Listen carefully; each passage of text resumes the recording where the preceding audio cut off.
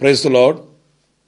ప్రభువైన యేసుక్రీస్తు నామములో మీ అందరికీ హృదయపూర్వకమైన వందనాలు తెలియపరుస్తున్నాను. ప్రియులారా, దేవుని కృపచేత, ఆశ్చర్యకరుడైన దేవుని యొక్క వాత్సల్యము చేత ఈ రోజున సజీవులుగా ప్రభుని ఆరాధించి ఆయన వాక్యాన్ని ధ్యానించి ఆయన సముఖములో ఆయనకు కృతజ్ఞతాస్తుతి చెల్లించే ఈ గొప్ప భాగ్యం కేవలం దేవుని మూలముగా మాత్రమే మనకు లభ్యమైందని చెప్పడానికి సందేహమేమీ కూడా లేదు. ఎందుకంటే ఎన్నో అపాయాల చేత ఏం జరుగుతుందో అర్థం కాని అయోమయపు స్థితిలో లోకం వెళుతుంది. కానీ ఏ ఆధారం లేకుండానే ఒక బలమైన హస్తం మనల్ని కాపాడుతూ ఉన్నందుచేత సజీవులుగా మనం నిలిచి ఈరోజున ప్రభుని ఆరాధించి ఆయన వాక్యాన్ని ధ్యానించే ఈ గొప్ప ఉన్నతమైనటువంటి ఈ యొక్క ఆధిక్యత మనకు దొరికిందని మనం ఆయనకి ఎంతగానో కృతజ్ఞులమై స్తుతి చెల్లించాలి, ఆయనను మహిమపరచాలి. ఎందుకంటే ఆయన యొక్క కృపచేతనే ఈ రోజున మనం నిలిచి ఉన్న సంగతి వాస్తవం. చూడండి, కొన్ని సందర్భాలలో మనం ప్రార్థించి అర్జించి విన్నపించుకొని మొరపెట్టి దేవుని దగ్గర ఎన్నో విధాలుగా సహాయాలు వేడుకుంటూ ఉంటాం. కొన్ని సందర్భాల్లో మనం కూడా అవిశ్వాసము చేత బలహీనపరచబడిన అనుభవాలు కూడా మనకు గుర్తుకొస్తూ ఉంటాయి. కానీ ఏనాడు కూడా దేవుడు మనకు దూరాన నిలిచే దేవుడు కాదు. కానీ మరెందుకో దేవుడు తగు సమయమందు మనల్ని దర్శించి మనల్ని ఆశీర్వదించి దీవించి ఒక ఉన్నతమైన స్థితిలో మనం నిలబెట్టినప్పుడు మనకు ఆశ్చర్యం కలిగించే అనుభవాలు కొన్ని మన ఎదుట నిలుస్తూ ఉంటాయి. అందులో ప్రాముఖ్యంగా నేను మీతో చెప్పాలనుకున్నది ఏంటంటే, ఆదికాండం 13వ అధ్యాయం 14వ వాక్యంలో ఓ చక్కటి మాట మనం చదువుతామండి. లోతు అబ్రహామును విడిచి పోయిన తర్వాత యెహోవా, ఇదిగో నీ కనులెత్తి నీ ఉన్న చోట నుండి ఉత్తరపు తట్టును, దక్షిణపు తట్టును, తూర్పు తట్టును, పడమర తట్టును చూడుము. ఎందుకనగా నీవు చూచుచున్న ఈ దేశమంతటిని నీకును నీ సంతానమునకును సదాకాలము ఇచ్చెదను. ప్రియులారా, చూడండి, ఇక్కడ అబ్రహామును దేవుడే పిలిచాడు. అబ్రహాము యొక్క ఆధ్యాత్మికమైన స్థితి దేవునికి బాగా తెలుసు. అబ్రహామును దేవుడు పిలిచినప్పుడు వెనుతిరిగి చూడకుండా సొంత ఇంటిని, స్వజనులను, సమస్తాన్ని కూడా త్యాగం చేసినట్లుగానే వదులుకొని దేవుని పిలుపు మేరకు బయలుదేరి వచ్చిన వాడు అబ్రహాం. దేవుడు హృదయ రహస్యాలు ఎరిగిన దేవుడు, ఆయనకు మరుగైనది ఏది కూడా లేదు. దేవుడు అబ్రహాముని అంతగా ఎరిగినప్పుడు చూడండి, ఇక్కడ దేవుడు అబ్రహాముని దర్శించి నీవు కళ్ళెత్తి చూడు, తూర్పు పడమర ఉత్తర దక్షిణములను నేను నీకు స్వాస్థ్యంగా ఇస్తున్నాను, నీ సంతానానికి ఇస్తున్నాను అని ఆశీర్వదించేదానికి ముందుగా మనం చూసిన వాక్యం ఏంటంటే, లోతు అబ్రహామును విడిచిపోయిన తర్వాత, అంటే లోతు అబ్రహామును విడిచేంత వరకు అబ్రహాముకు ఒక శాశ్వతమైన విశాలమైన ఆశీర్వాదం కలగలేదు అనే మనం చెప్పుకోవాలి. ప్రియులారా, చూడండి, కొన్ని సందర్భాల్లో మనకు కూడా ఆప్తులైన వాళ్ళు, స్నేహితులైన వాళ్ళు, శ్రేయోభిలాషలు, మనం ఆధారపడిన వ్యక్తులు, మనకు సంతోషాన్ని కలిగించే వ్యక్తులు, మనతో తోడుగా నీడగా ఉన్న వ్యక్తులు దూరం అవుతున్నప్పుడు నా వాళ్ళు దూరం అయిపోతున్నారు, తోడులేని వాడని అయిపోతున్నాను, లేక మనుషులు నా మీద ఇలాగా విషపు చూపులు చూస్తున్నారు అని ఆ ధోరణిలోనే మనం ఆలోచిస్తూ ఉంటాం. కానీ దేవుని వాక్యంలో మనం గమనిస్తే అబ్రహాముతో ఉన్న లోతు దూరమైపోయిన తర్వాతనే ఒక శాశ్వతమైన విశాలమైన ఆశీర్వాదం అబ్రహాముకు దొరికినట్లుగా లేఖనాల్లో మనం చూస్తున్నాం.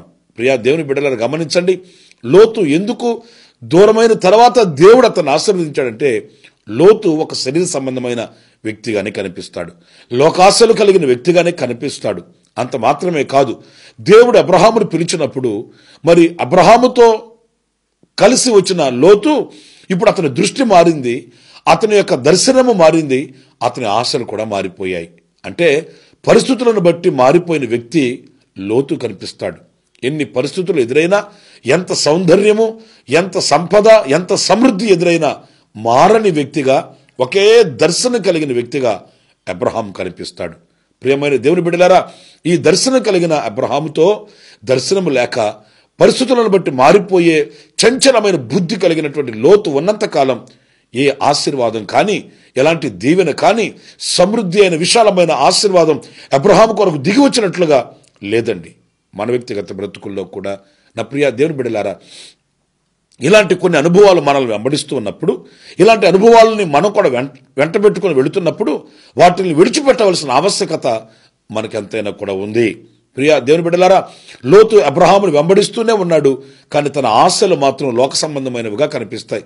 ఈరోజు మనతో కూడా అనేక మంది వస్తుంటారు. బంధువులు కానివ్వండి, రక్త సంబంధికులు కానివ్వండి, అయినపోయిన వాళ్ళు, ఇరుగు పొరుగు కానివ్వండి, ఇంకా మనకు ఎంతగానో దగ్గర సంబంధం కలిగినటువంటి వ్యక్తుల వలన మనకు ఎంతో ఆశీర్వాదం దూరమైపోతుంది అనే విషయాన్ని మనం గమనించాలి. అందుకే పరిశుద్ధాత్ముడు లోకానికి దిగి వచ్చిన మొట్టమొదటి దినాన పరిశుద్ధాత్ముడు చేసిన ప్రసంగం, పరిశుద్ధాత్ముడు ఇచ్చిన ఒక సందేశం కూడా ఏంటంటే, మీరు మొదట ఈ తరం వారికి మీరు వేరవ్వాలి. ఎందుకంటే ఆ వేరవుతున్న అనుభవాల్లోనే దేవుడు ఒక విశాలమైనటువంటి మరి సమృద్ధితో కూడిన ఆశీర్వాదాన్ని మన సొంతం చేస్తాడనే విషయాన్ని మనం గమనించాలి. ఏది లోకము, ఏది పరలోకం, ఏది ఆశీర్వాదం, ఏది శాపం అని మనం గమనించాలి. మన నడవడికల్లో మనం సరిచేసుకోవాలి.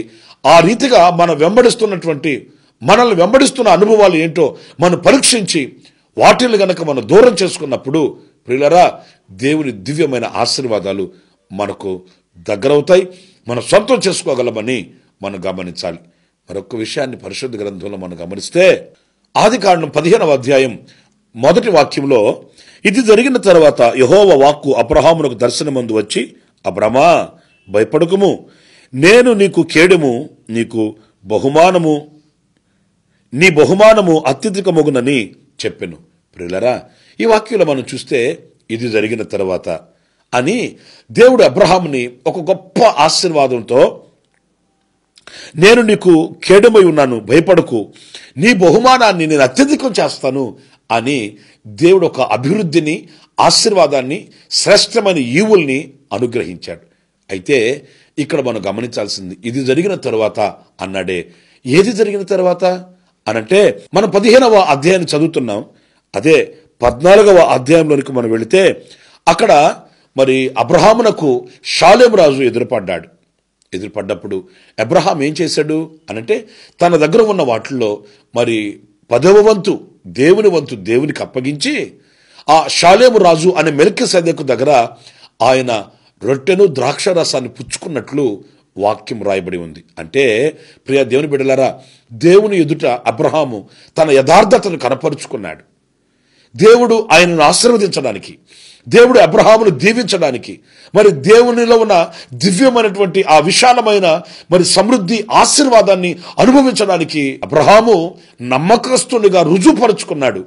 ఇది జరిగిన తర్వాత, అవునండి, మనం కూడా చాలాసార్లు ఆశీర్వదించమని కోరుతూ ఉంటాం. మనం మన అక్కర్లు తీర్చమని వేడుకుంటూ ఉంటాం. ఎన్నో అవసరాలు ఆయన సన్నిధిలో మనం వెళగక్కుంటూ ఉంటాం. కానీ దేవుడు మనల్ని ఆశీర్వదించడానికి మనం నమ్మకస్తులుగా మనం రుజువు చేసుకోవలసిన అవసరం మన మీద ఉంది అని మనం మర్చిపోతూ ఉంటాం. ప్రియులారా, గమనించండి, దేవుని దగ్గర మనం నమ్మకంగా నిలిచినప్పుడు, దేవుడు మన అంతరంగాన్ని చూచినప్పుడు, మనము ఆయన ఎదుట యథార్థవంతులమై ఉన్నప్పుడు తప్పనిసరిగా ఆయన మన యథార్థతకు తగినట్లుగా ఆయన మనల్ని దీవిస్తాడు. మన యొక్క నీతికి తగినట్లుగా మన గుడారాన్ని విస్తరింపచేస్తాడు. అంత మాత్రమే కాదండి, మనం అడిగిన వాటికంటే, ఊహించిన వాటికంటే అత్యధికమైన మేలులతో ప్రభు మనల్ని నింపుతాడు. కానీ దేవుని ఎదుట మనం నమ్మకాన్ని కనపరచలేక యథార్థవంతులము కాకుండానే ఆనవాయితీగా ప్రార్థన చేయడం, ఆచారంగా అర్జించడం, ఇవన్నీ వ్యర్థమైనవిగానే కనిపిస్తూ ఉంటాయి. చూడండి, అబ్రహాము తమకు కలిగిన దానిలో మరి దేవునికి అన్నట్లుగా 10వ వంతు చెల్లించి ఆ యొక్క రొట్టెను ద్రాక్ష రసాన్ని పుచ్చుకొని మరి ఆ మెల్కీసెదెకు చేత దీవించబడినప్పుడు, ప్రియులారా, అబ్రహాము ఎలా దీవించబడ్డాడో తెలుసండి? రాజులకి తెలిసేటంతగా, రాజులు అబ్రహాము యొక్క ఆశీర్వాదాన్ని గుర్తించేటంతగా విస్తారముగా దేవుడు ఆశీర్వదించాడు, దీవించాడు. మరి ఆ దేవుడే మన దేవుడు కదా. అబ్రహామును దీవించిన దేవుడే సర్వశక్తి కలిగిన దేవునిగా మన ఎదుట ఉన్నాడు కదా. మరి ఆనాడు అబ్రహామును అంతగా దీవించిన దేవుడు మరి మనల్ని ఎందుకు దీవించడు అనంటే, మనము దేవుని ఎదుట కనపరచవలసిన యథార్థతను, ఆ నమ్మకాన్ని మనం కోల్పోతున్నాము. మనం దివ్యమైన ఆశీర్వాదాలకి దూరమైపోతున్న సంగతిని మనం గుర్తించి, ఇకనైనా ప్రియ దేవుని బిడ్డలారా, దేవుని ఎదుట నమ్మకస్తులమై అన్ని విషయాల్లో ప్రభు మనకు అనుగ్రహించిన సమస్త విషయాలలో యథార్థవంతులుగాను, యథార్థమైన హృదయము కలిగిన వారముగాను, నమ్మకస్తులుగా మనం నిలిచినప్పుడు దేవుని దివ్యమైన ఆశీర్వాదాల్ని తప్పనిసరిగా మనం అనుభవించగలుగుతామని మనం గ్రహించాలి. ఆఖరిగా మరొక్క మాట నేను మీకు జ్ఞాపకం చేస్తాను.